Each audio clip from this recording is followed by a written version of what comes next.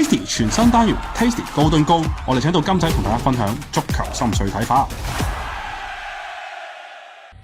Hello， 大家好啊，又係我金仔啊！我哋上次推介俾大家曼城嗰度都執咗唔少啦。嗱，今次就講下英超殺科啦。英超殺科有啲咩好戲碼呢？一來我哋利物浦啦，睇下可唔可以拎到歐聯啦，定係要踢歐霸呢？其次就睇下邊隊降班啊！降班嚟講，哇，幾好睇啊！睇下熱刺啊，定韋斯咸降班啊！咁數據嚟講，數據分析咧，嗱，講咗利物浦先啦。利物浦家陣沙拿事件之後，哇，你史諾究竟可唔可以得到人心呢？咁就嗰場我哋利物浦又贏唔贏到呢？咁又爭在視乎嗰班球員肯唔肯落力去踢噶咯。咁嗰邊，哇，你唔好以為利物浦可以真係穩陣到歐聯啊！你記住，我哋就係領先般尼茅夫6球呀，6個得失球呀。譬如假設嗰邊般尼茅夫大勝6-0，森林真係可以度假屋嚟噶啦。如果嗰邊般尼茅夫可以大勝6-0，但我哋利物浦就贏得1粒，咁我哋利物浦又係踢歐霸噶啦。咁又唔知啦，唔知家陣史諾點測啦。咁就要睇翻球員啦。另外嗰邊熱刺同韋斯咸之爭，咁講翻熱刺先啦。熱刺迪沙比執掌之後，都略見起色嘅，但係上場有意外失荊州，輸俾車路士啦。可能車路士真係一聽到沙比阿朗索嗰檔之後，哇，個個都踢起成班波啊，踢高成班啊，俾新領隊睇啊，所以話迪沙比都冇啦，冇計啦。咁家陣對愛華頓莫耶斯嘅，可以個巧妙數據喎。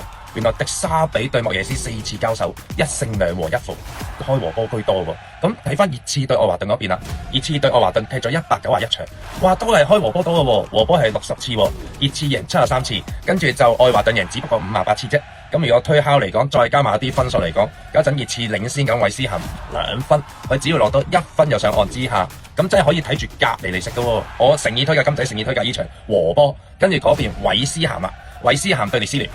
韋斯咸如果講領隊戰績啊，紐路對住阿法卡，哇，佢對過4次，紐路贏咗3次，法卡就贏咗1次啫。但係如果講近期嚟講，法卡又真係食住紐路嘅。但係你記住，家陣列斯聯已經又係有啲放假 mood 噶啦，純粹係睇下可唔可以刷新多個不敗數據啫。家陣列斯聯8場保持不敗，其中6場咧贏咗4場噶啦，係啦。但係如果韋斯咸嚟講，韋斯咸主場都 OK 嘅喎，主場對住阿列斯聯，好似上次足總杯8強，佢都係2-2打和。咁如果背水一戰嚟講，我首推韋斯咸可以主場拎3分。